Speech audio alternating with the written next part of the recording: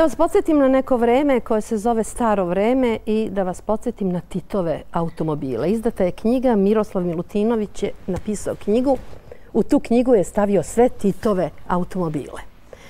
A u tome mu je jako mnogo pomogao gospodin Cvijović Momo, koji je kustos Muzeja istorije Jugoslavije, i nećete verovati šta mi je kazao, da je bio kustos nad zbirkom slika Titovih automobila.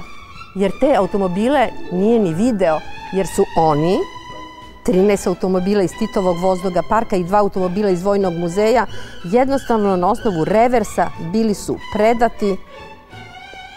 Da li verujete u to, Sloveniji, da se ona tako pokaže i da jednostavno to izloži i nikada to nije vraćeno.